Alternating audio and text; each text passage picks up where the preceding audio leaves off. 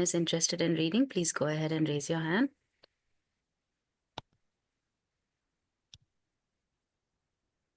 Okay, we'll start with Harita Mataji. Please go ahead, Harita Mataji. Yeah, sure, Mataji. Hare Krishna, dear devotees. Happy Ekadashi to everyone. Um, yeah, Papamocani Ekadashi. Shri Yudhishthira Maharaj said, O Supreme Lord, I have heard from you the explanation of Amalaki Ekadashi, which occurs during the light fortnight of the month of Falguna, February to March, and now I wish to hear about the Ekadashi that occurs during the dark fortnight of the month of Chaitra, March to April. What is its name, O Lord, and what results can one attain by observing it? The Supreme Personality of Godhead, Lord Sri Krishna, replied, O best of kings, for the benefit of everyone, I shall gladly describe to you the glories of this Ekadashi, which is known as Papamochini. The history of this Ekadashi was once narrated to the Emperor Mandata by Lomasa Rishi. King Mandata addressed the Rishi, O great sage, for the benefit of all the people, please tell me the name of the Ekadashi that occurs during the dark fortnight of the month of Chaitra, and please explain the process for observing it. Also, please describe the benefits one gains by observing this Ekadashi.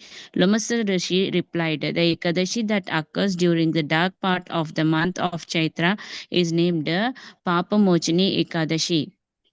For the faithful devotee, it removes the influence of ghosts and demons. O lion among men, this Ekadashi also awards the eight perfections of life, fulfills all kinds of desires, purifies. One second. Purifies one's life of all sinful reactions and makes a person perfectly virtuous. Now, please listen to a historical account concerning this Ekadashi and Chitraratha, the chief of the Gandharvas, heavenly musician. Thank you, Mataji, do Mataji. you want me to continue or someone wants to Yeah, read? we can have Manjari Leela Mataji read. Thank you so much, Mataji. Thank you, Mataji, for giving the opportunity. Hare Krishna. Hare Krishna, dear devotees. Thank you very much. Thank you very much for the opportunity, and happy Kadashi to everyone. During the spring season, in the company of heavenly dancing girl Chitraratha once came upon a beautiful forest bursting forth with a great variety of flowers. There he had there he and the girls joined the Gandharvas and many kinnaras along with Lord Indra himself, the king of heaven, who was enjoying a visit there. Everyone loved that there was no better garden than this forest. Many sages were also present, performing their austerities and penances. The demigods particularly enjoyed visiting the celestial garden during the months of Chaitra and Vaishakha, April, May. A great sage named Medhavi resided in that forest, and the very attractive dancing girls would always attempt to seduce him. One famous girl in particular, Manjughosha, contrived many ways to allure the exalted Muni, but out of great respect for the sage and feat of his power, which he had attained after years and years of ascetics, she would not come very close to him. At a spot 2 miles from the sage, she pitched a tent and began singing very sweetly as she played a tambura. Cupid himself became excited when he saw and heard her perform so nicely and smelled the fragrance of her sandal paste unguent. He remembered his own unfortunate experience with Lord Shiva and decided to take revenge by seducing Medhavi. See footnote 1. Using the eyebrows of Manju Ghosha as a bow, her glances as a bowstring, her eyes as arrows, and her breast as a target, Cupid approached Medhavi in order to tempt him to break his trance and his vows. In other words, Cupid engaged Manju Ghosha as his assistant, and when she looked at that powerful and attractive young sage, she also became agitated by lust. Seeing that he was highly intelligent and learned, wearing a clean white brahmana's thread draped across his shoulder, holding a sannyasi's staff, and sitting handsomely in the ashram of Chavana Rishi, Manjughosha came before him. She began to she began to sing seductively, and the small bells of her belt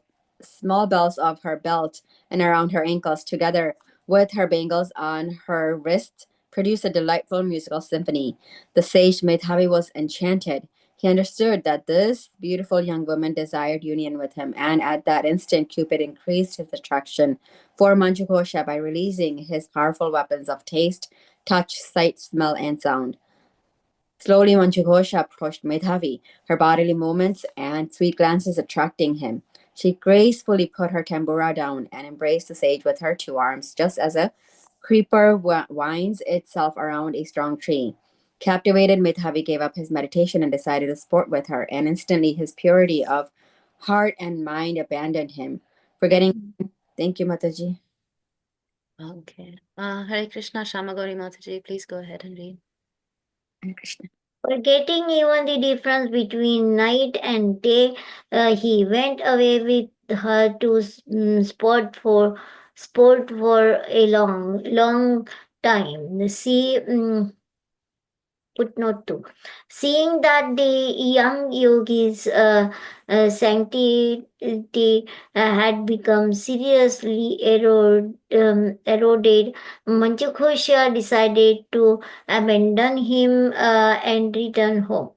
She said, "Oh, great one, please permit me to return home." But Madhavi Med- Medhavi replied, "But you have only just arrived. Oh, beautiful one, please stay with me at least until tomorrow." Fearful of the sage's yogic power, Manju Ghosha stayed with Medhavi for precisely 57 years, 9 months, and 3 days.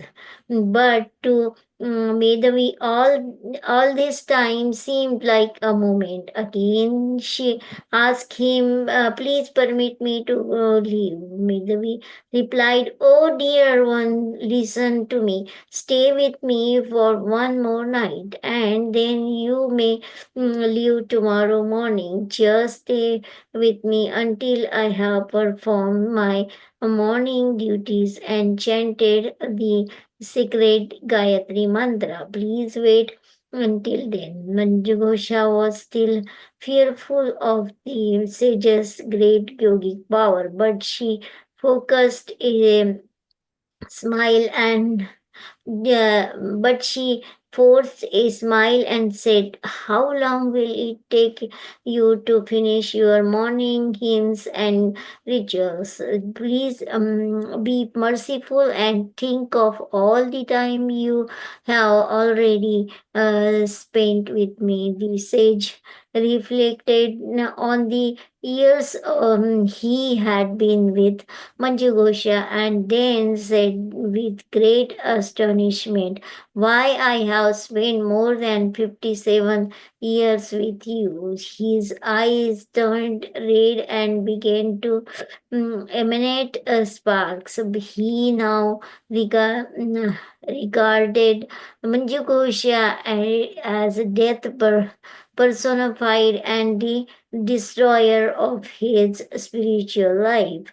"You rascal woman, you have turned all the hard earned results of my austerities to ashes." Trembling with Inger, he cursed Manjughosha, "O sinful one, O hard-hearted, degraded one, you know only sin. May all terrible fortune by yours, O rascal woman. I curse you to become an evil who goblin pis- pishacha." Thank you, Mataji. Hare Krishna, Vardhana Mataji, please go ahead and read.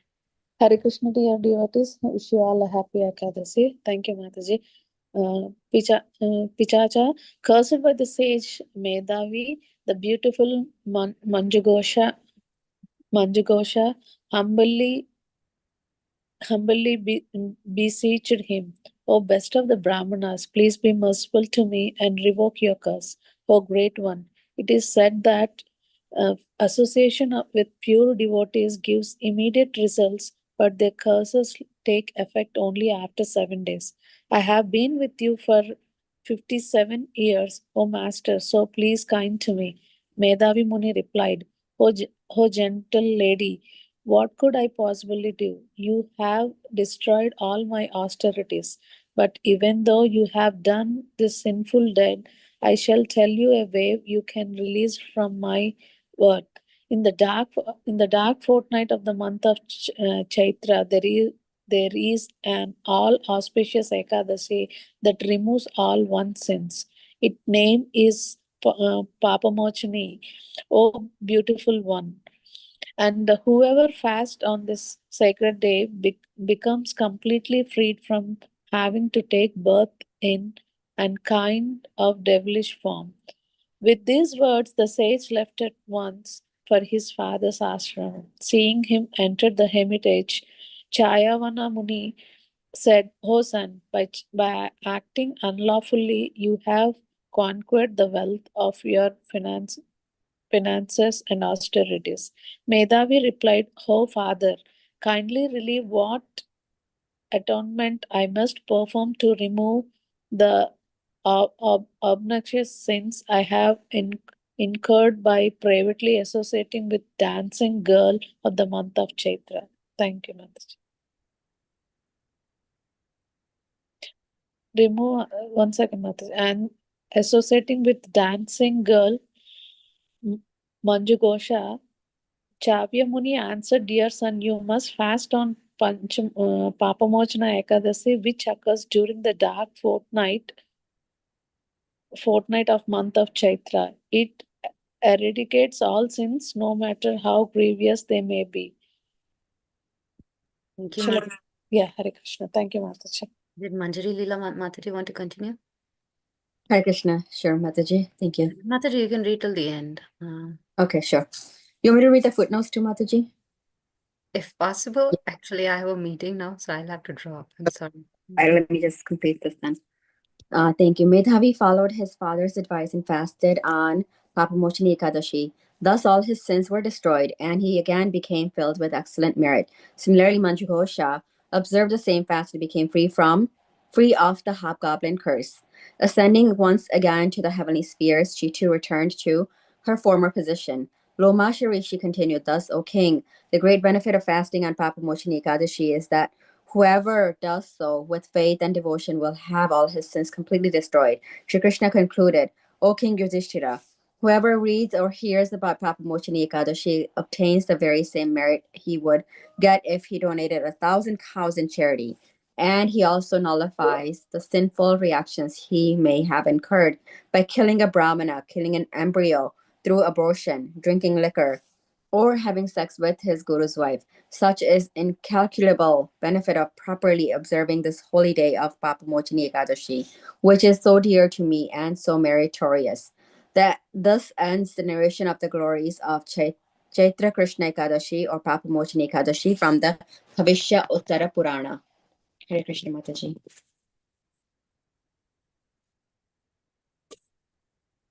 Hare Krishna. Okay. Footnote 1. After Lord Shiva lost his dear wife Sati at the sacrificial arena of Prajapati Daksha, Shiva destroyed the entire arena. Then he brought his father-in-law Daksha back to life by giving him the head of a goat. And finally, he sat down to meditate for 60,000 years. Lord Brahma, however, arranged for Kamadeva, Cupid, to come and break Shiva's meditation.